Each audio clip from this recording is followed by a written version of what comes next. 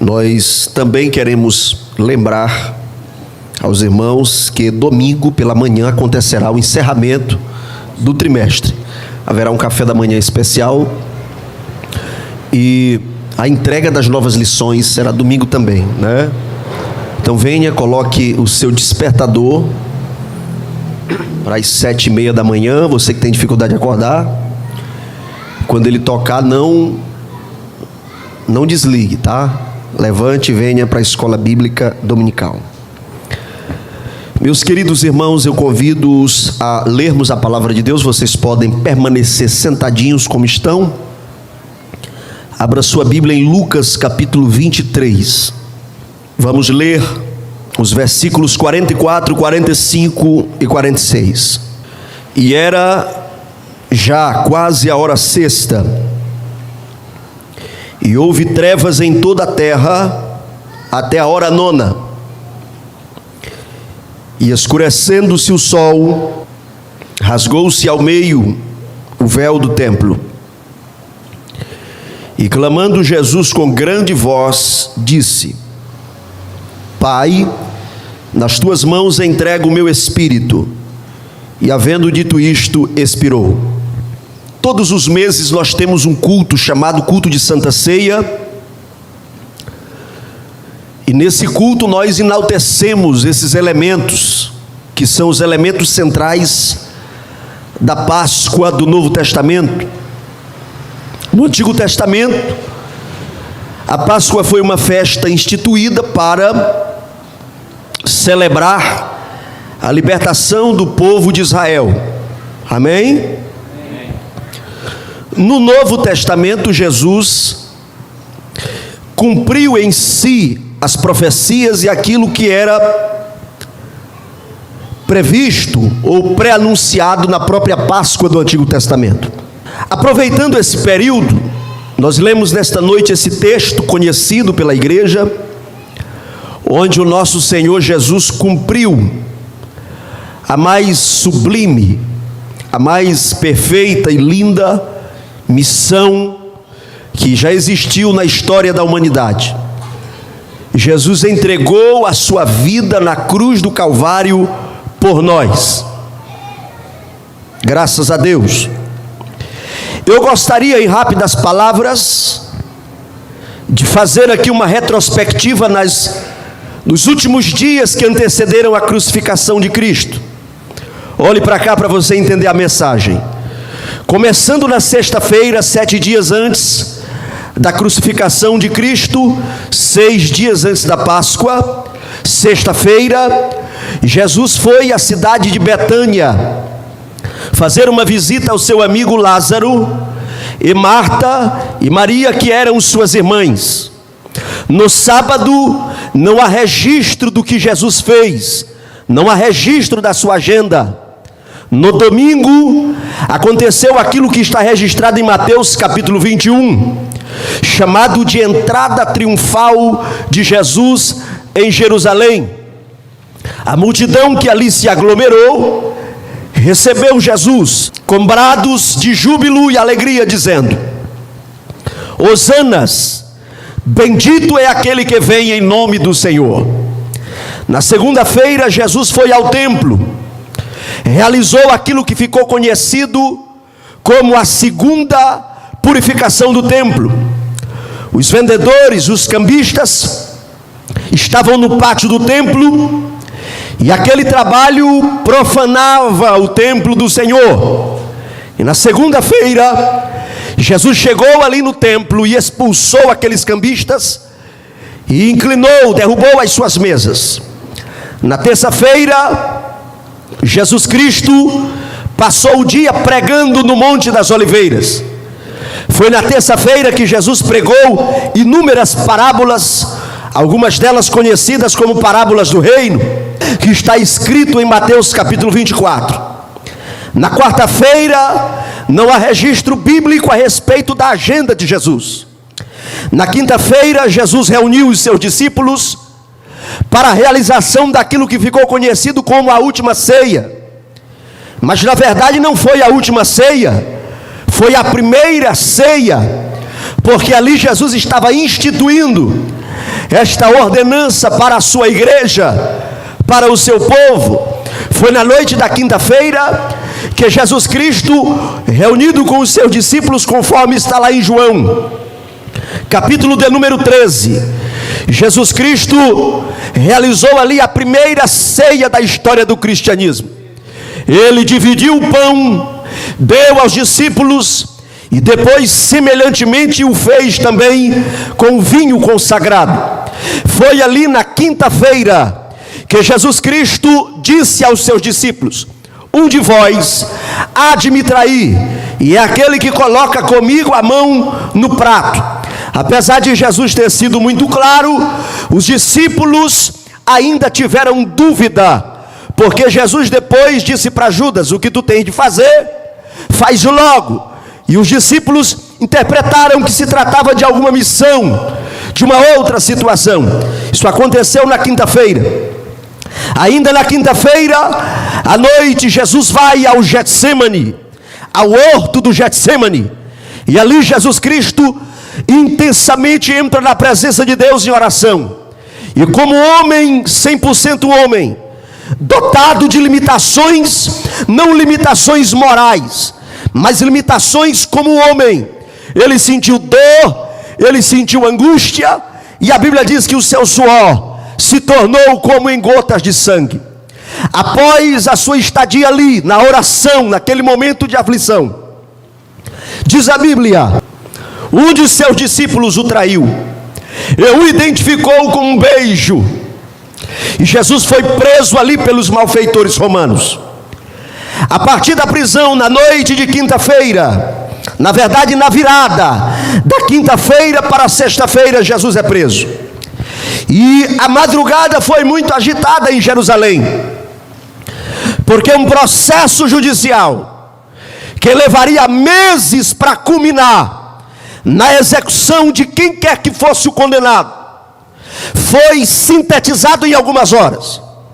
Em primeiro momento, Jesus é levado para um julgamento religioso perante os sumos sacerdotes, Anás e Caifás, nas primeiras horas da madrugada. Depois do julgamento religioso, Jesus passa por um julgamento civil perante Pilatos. Pilatos o encaminha para Herodes, e Herodes o devolve a Pilatos outra vez. É nesse interim que o apóstolo Pedro negou Jesus por 3 vezes. Enquanto Jesus estava sendo levado para a casa de Pilatos, para o local onde Herodes governava, sendo devolvido para o palácio do governo onde Pilatos estava, nesse interim, Pedro negou a Jesus 3 vezes. Foi nessas horas da madrugada também que Judas, que devia ter se arrependido, não se arrependeu. Ele teve um sentimento que é parecido com arrependimento, mas não é arrependimento. Ele teve remorsos. Pedro se arrependeu, mas Judas sentiu apenas remorso. Enquanto o arrependimento nos leva a chorar e buscar a graça perdoadora de Deus, o remorso leva o homem a tentar resolver as coisas do seu jeito. Exatamente por isso, Judas naquela madrugada cometeu suicídio. Quando Jesus estava ali no palácio do governo, aguardando mais um momento com Pilatos, os guardas que o vigiavam, que cuidavam dele, arrancam a sua roupa. Jesus fica despido perante aquele povo. Naquele momento eles colocam uma coroa de espinhos na cabeça de Jesus, batem com uma cana, colocam uma capa vermelha sobre Jesus e começam a escarnecê-lo. Naquele período, Jesus também foi encaminhado ao Sinédrio, que era uma espécie de corte suprema que juntava questões políticas com questões religiosas. E Jesus também é condenado pelo Sinédrio. Chega-se então o raiar do dia da sexta-feira. Nas primeiras horas do dia, naquela sexta-feira, é dado a ordem pelos oficiais que Jesus deveria receber 39 chibatadas. De acordo com a lei romana, Jesus recebeu as 39 chibatadas. E na ponta daquele instrumento que eles batiam em Jesus haviam 3 hastes. Na ponta dessas hastes haviam peças de osso, ou seja, para cada açoite que Jesus recebia, abriam-se nos seus lombos, no seu corpo, 3 golpes profundos, totalizando um total de 117 feridas profundas que foram abertas no corpo de Jesus ao raiar do dia daquela sexta-feira. Naquele momento eles decidiram crucificar a Jesus, e Jesus é obrigado a andar pelas ruas de Jerusalém. Nas primeiras horas do dia, Jerusalém não precisou acordar, porque o tumulto aumentou à medida que as horas da madrugada se passavam. As pessoas se aglomeravam para a rua. Aquele tormento, aquela tortura se tornou um espetáculo público. Jesus Cristo é obrigado a carregar uma cruz. A haste horizontal da cruz de Jesus pesava 50 quilos. A haste vertical pesava 90 quilos. Não existem evidências na Bíblia que Jesus tenha levado a cruz completa, mas também não existem evidências que ele tenha levado apenas uma haste. Se Jesus tiver levado uma dessas hastes, ou ele levou uma peça de 50 quilos, ou levou uma peça de 90 quilos. Se ele tiver levado a cruz completa, as 2 hastes pregadas, Jesus carregou nas ruas de Jerusalém, ferido na cabeça, ferido no corpo, com 117 feridas profundas. Jesus levou uma cruz de 140 quilos. Ele atravessa aquela cidade, debaixo de cuspe, humilhação, vergonha, vitupério, acusações. As pessoas estão ridicularizando. Perceba que a opinião pública ela é capaz de mudar em uma semana, em poucos dias. Porque no domingo, Jesus entra em Jerusalém aos gritos de hossanas. Bendito é aquele que vem em nome do Senhor. Mas na sexta-feira, por volta de 7 horas da manhã, a multidão dá outros brados, a multidão desafia, a multidão duvida da divindade de Jesus. Inclusive, quando colocaram Jesus ao lado de Barrabás, aquela multidão grita escolhendo o malfeitor e decidindo que Jesus Cristo fosse crucificado. Jesus atravessa Jerusalém e às 9 horas da manhã, Jesus é crucificado naquela cruz. Senhoras e senhores, essa história pode ser contada 1000 vezes, ela não perderá o seu poder, porque essa história não é uma história de derrota. Essa história é uma declaração de amor. Essa história é a evidência da misericórdia de Deus por nós. Nós estamos aqui nesta noite porque Ele nos amou. Nós estamos aqui esta noite porque Ele nos perdoou. Nós estamos aqui nesta noite porque Ele não fugiu desse sacrifício, pelo amor que Ele tem por nós. Quantos podem adorá-lo esta noite? Bendito seja Deus para todo sempre. Às 9 horas da manhã, Jesus é pregado na cruz. Jesus ficou vivo por 6 horas, pendurado naquela cruz, sangrando por aquelas 117 feridas no mínimo, mas haviam feridas em sua cabeça. Jesus, quando a temperatura do dia ia aumentando, seu corpo se inclinava para a frente, de modo que com o peso do seu corpo havia uma compressão no seu tórax, o seu pulmão se apertava e a respiração de Jesus era difícil. Ele estava ofegante, mas mesmo ofegante naquela situação, ouvindo as ofensas de um dos malfeitores, um dos ladrões que estava ao seu lado, e dizia: se tu és o Filho de Deus, desce dessa cruz, salva a ti, salva nós também. Jesus não se sente ofendido, e ele ouve o outro do outro lado, que diz: nós estamos aqui porque pecamos, nós estamos aqui porque cometemos crimes contra as pessoas, contra a lei, mas este homem nada fez. E aquele homem, aquele malfeitor, aquele ladrão, que segundo alguns pesquisadores se chamava Dimas, olha para Jesus e diz: Senhor, A primeira coisa que ele descobre ali naquela cruz, irmão Marcos Ferreira, é que ele não está ao lado de um criminoso, ele não está ao lado de um homicida, ele não está ao lado de um ladrão, ele está ao lado de um Senhor. E ele diz: Senhor, lembra-te de mim quando entrares no teu reino. A segunda coisa, Lucas, que Dimas descobriu, é que aquele Senhor tinha um reino. Ele não era qualquer Senhor, ele não era cidadão de Roma, ele não era cidadão da Grécia, ele era um cidadão superior, ele era um Senhor superior.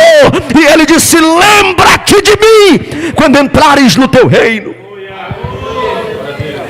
E Jesus, sentindo as dores dos cravos, da coroa de espinho, dos golpes, das feridas, pulmão sob uma pressão, respirando ofegante, ele levanta a sua voz e ele diz para aquele desprezível ladrão, pecador, ele diz: hoje mesmo tu estarás comigo no meu paraíso. Bendito seja Deus para todo sempre. Oh glória! É ali na cruz que Jesus olha para Maria e ele diz para João: cuida dela, cuida da sua mãe. Jesus teve tempo de se preocupar com a sua mãe. É ali naquela cruz que Jesus Cristo, quando recebe toda a maldição sobre o seu corpo, e ele percebe que aquela maldição gerou uma separação temporária, por questões de minuto. Jesus estava ali recebendo todos os crimes, todos os pecados que você imaginar que o ser humano é capaz de cometer, desde os mais simples aos mais complexos, aos mais horrendos e desprezíveis. Estes pecados estavam sobre Jesus. Ele se fez maldição por nós ali na cruz. Naquele momento, o meigo nazareno se torna uma figura maldita, porque o meu e o seu pecado estava sobre ele. Naquele momento há uma separação entre ele e Deus, e ele brada em língua aramaica dizendo: Eli, Eli, lema sabachthani, Deus meu, por que me desamparaste? Jesus sentiu ali o desamparo dos discípulos. Só estava João. João foi o único discípulo que foi aos pés da cruz, e algumas mulheres. Havia um centurião de longe olhando, e quando Jesus está dando os seus últimos suspiros, aquele centurião diz: verdadeiramente esse homem é o Filho de Deus. Tem gente que reconhece Deus na vida da sua vida, na minha vida, mas não move uma palha para ajudar, não estende a mão para socorrer, fica de longe vendo no que vai dar. Aquele centurião fez uma descoberta, mas não moveu uma palha por aquela situação. Senhoras e senhores, Jesus sentiu ali na cruz o abandono dos discípulos, Jesus sentiu o abandono de Deus, mas ele não desistiu da sua missão. Bendito seja Deus, porque ele nos amou primeiro. Oh, glorificado seja o nome de Jesus para todo sempre. Meus queridos irmãos, meio-dia na sexta-feira aconteceu um fenômeno. A Bíblia diz que veio trevas sobre toda a face da terra, os astros se escureceram.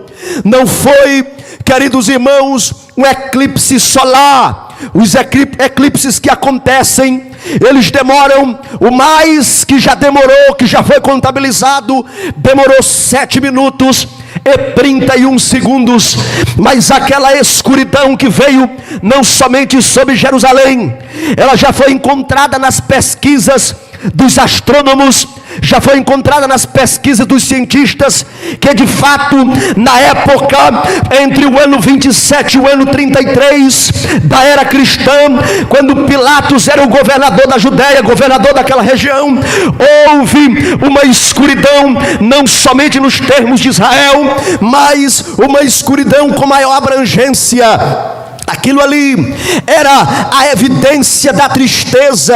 O mesmo universo que celebrou a chegada de Jesus. Quando Jesus nasceu, os anjos celebraram. Os pastores lá no campo, eles viram os anjos cantando e adorando a Deus, dizendo: glórias a Deus nas maiores alturas, aleluia, e paz na terra aos homens que o Senhor quer bem.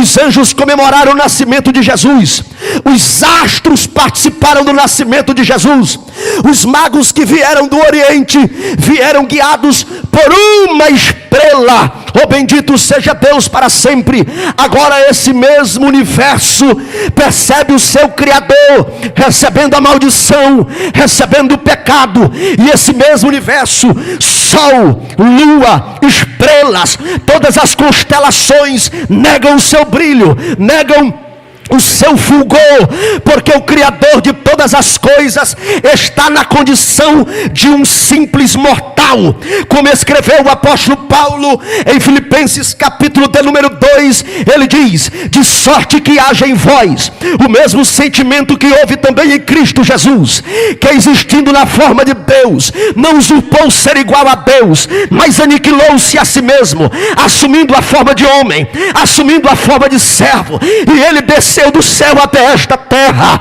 e morreu, mas não foi morte na cama entre os filhos, ao lado da esposa, ao lado dos admiradores.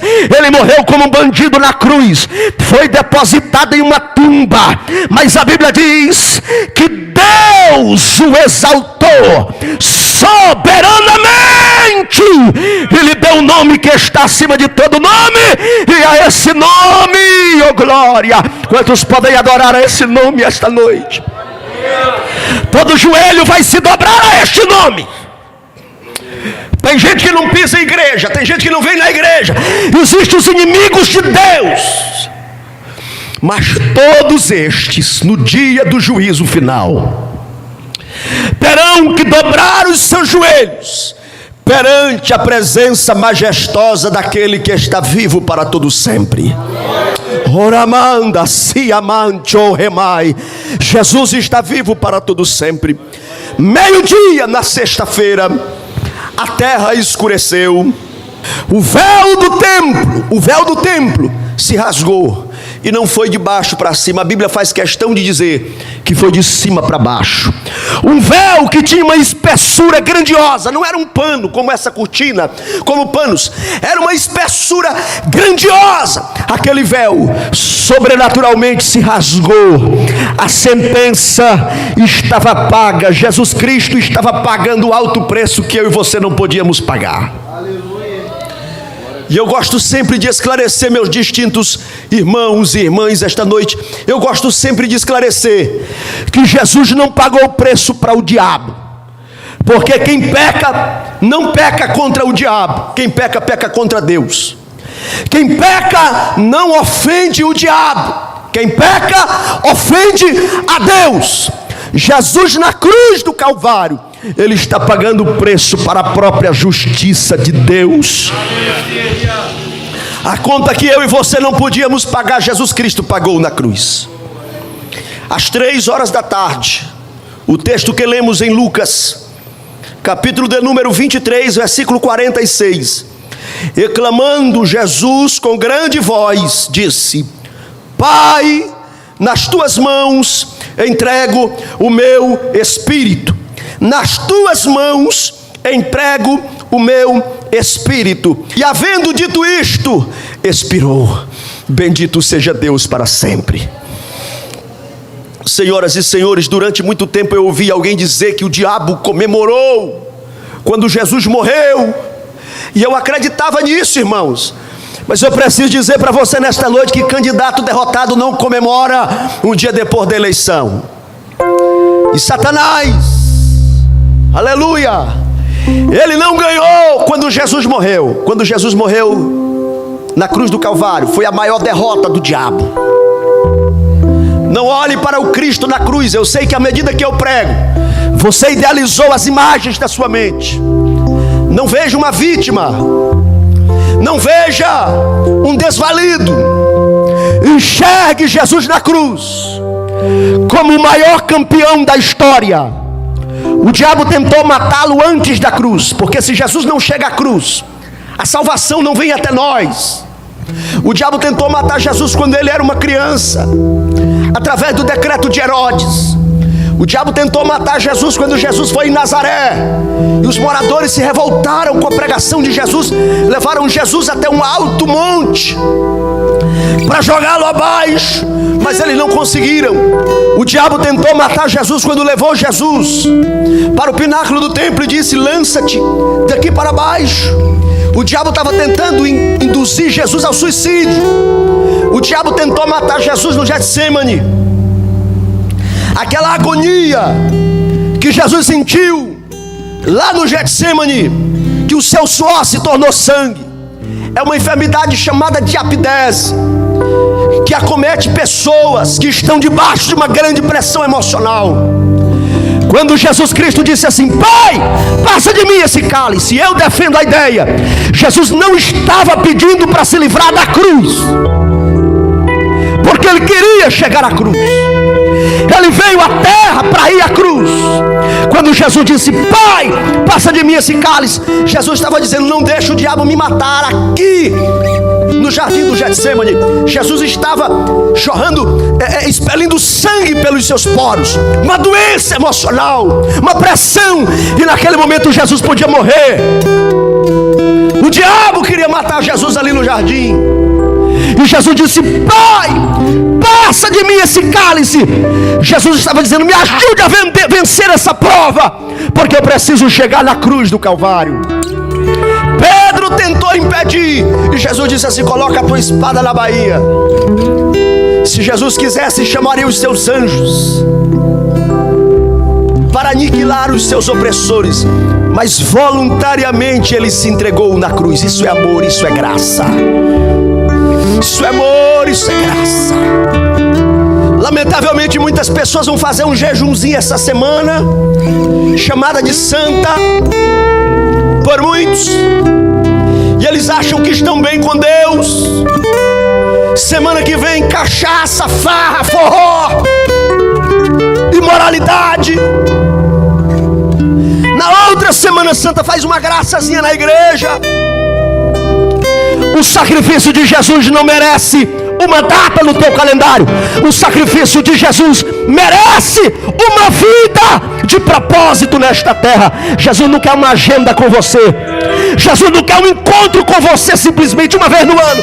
Jesus quer a tua vida. Jesus quer os teus talentos. Jesus quer a tua biografia. Jesus quer a tua história.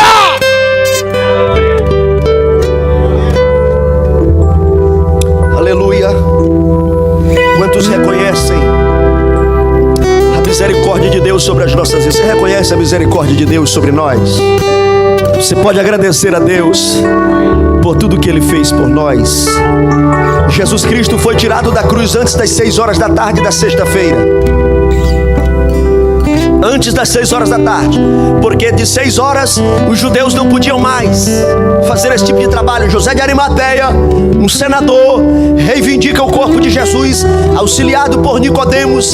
Eles levam o corpo de Jesus a um túmulo emprestado. Jesus é depositado naquele túmulo na sexta-feira, no entardecer.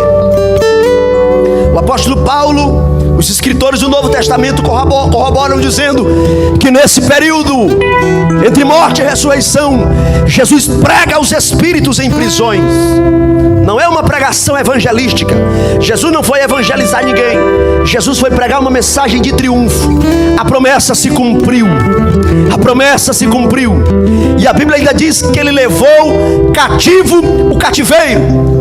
Todos os mortos antes da cruz, mesmo os homens piedosos, ainda não estavam no céu. Aqueles que morreram antes do Calvário, eles não estavam no céu. Moisés não estava no céu. Os homens do Antigo Testamento, eles não estavam no céu. Os homens de Deus, como Isaías, como Jeremias, as mulheres de Deus como Esté, como Ana, profetisa Uda, eles não estavam no céu. Eles tinham apenas um cheque, mas o cheque ainda não tinha sido recebido o devido crédito. E esse crédito foi colocado com o sangue de Jesus. Só entra no céu pelo sangue de Jesus.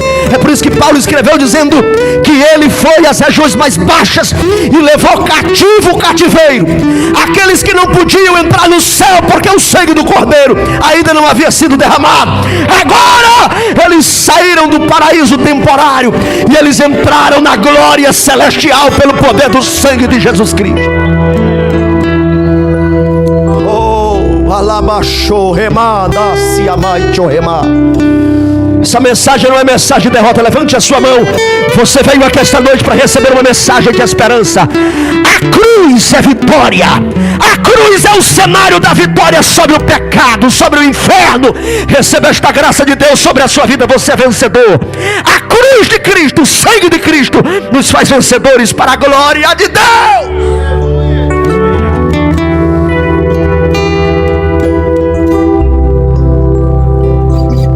Preciso fazer duas observações sobre o que Jesus passou. Primeiro, na nossa história sempre passaremos por personalidades parecidas com a personalidade de Judas. As pessoas, esse aqui vai ter filho esses dias, mas eu duvido se coloca o nome de Judas. Duvido, coloca não. Como é que vai ser o nome do teu filho? Noa, olha aí, mas não vai ser Judas.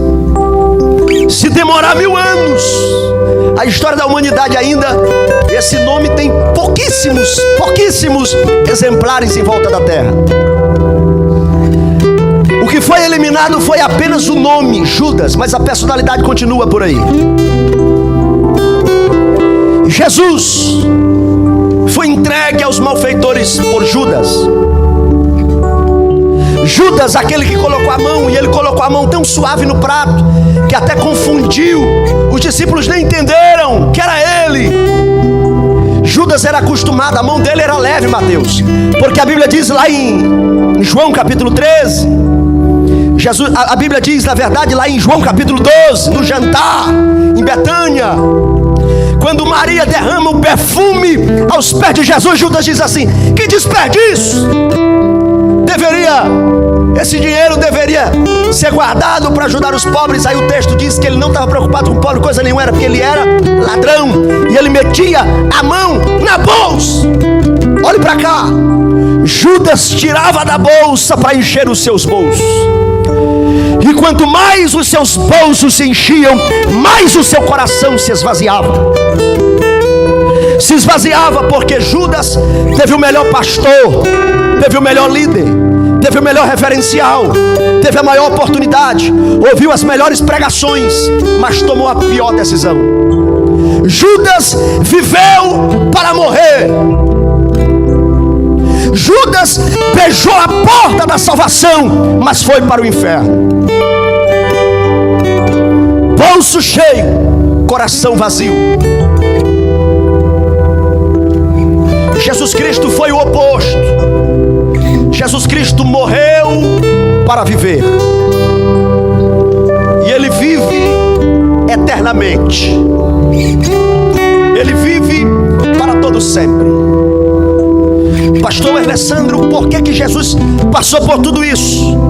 Romanos 6:23, a Bíblia diz que o salário do pecado é a morte, mas o dom gratuito de Deus é a vida eterna em Cristo Jesus, o nosso Senhor. Paulo escreveu na sua primeira carta aos Tessalonicenses, capítulo 5, versos 9 a 10: porque Deus não nos destinou para a ira, mas para alcançar a salvação mediante nosso Senhor Jesus Cristo, que morreu por nós, diz Paulo, e quer vivamos, quer morramos, vivamos em união com Ele. Por que Jesus morreu, pastor Alessandro? Por que Ele passou por isso? Marcos capítulo 10, verso 45, a Bíblia responde, Jesus diz: porque o Filho de Deus não veio para ser servido, mas veio para servir e dar a vida em resgate de muitos.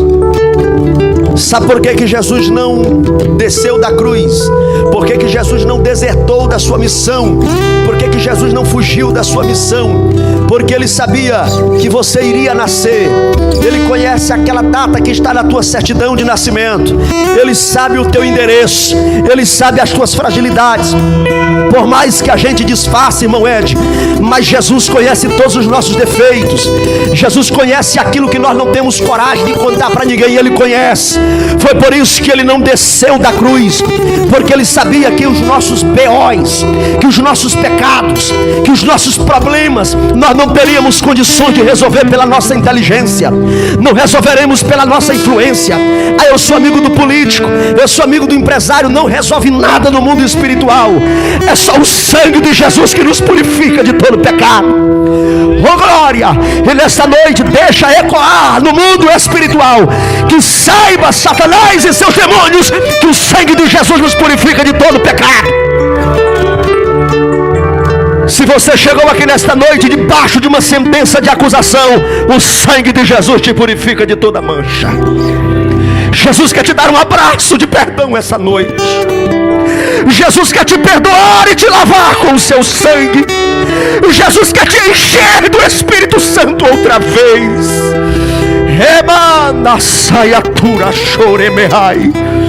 Jesus quer te encher do Espírito Santo outra vez. Não brinque com o sacrifício de Cristo. Eu finalizo esta noite dizendo: primeira coisa que a gente cruza na vida, personalidades parecidas com a de Judas. Eliminaram o nome, mas a personalidade continua por aí. Segunda coisa que eu preciso dizer: a história não termina na sexta-feira. Eu gostaria que você dissesse comigo, levante a mão direita. Isso aqui é para você participar do culto, para não dar sono. Levanta a mão direita e diga com muita alegria, diga comigo assim: a história não termina na sexta-feira. Você pode dizer aí para esta pessoa, pelo menos para duas pessoas, diga: a história não termina na sexta-feira. Sexta-feira é só uma fase. Sexta-feira é só uma parte. Eu quero dizer para pessoas que estão passando tantas lutas, situações, eu quero dizer: é só uma parte, é só uma fase. A história não termina na sexta-feira. Domingo de manhã, as mulheres vão preocupadas: como vamos remover a pedra? Mas quando elas olham, a pedra já está removida. Tem um anjo sobre a pedra, e o anjo diz: por que vocês procuram entre os mortos aquele que já está vivo? Mas eu bem sei, eu sei que a minha vida está nas mãos do meu Jesus, que vivo está. Aonde está a primeira pessoa para se reconciliar com Cristo? Eu quero orar por você nesta noite.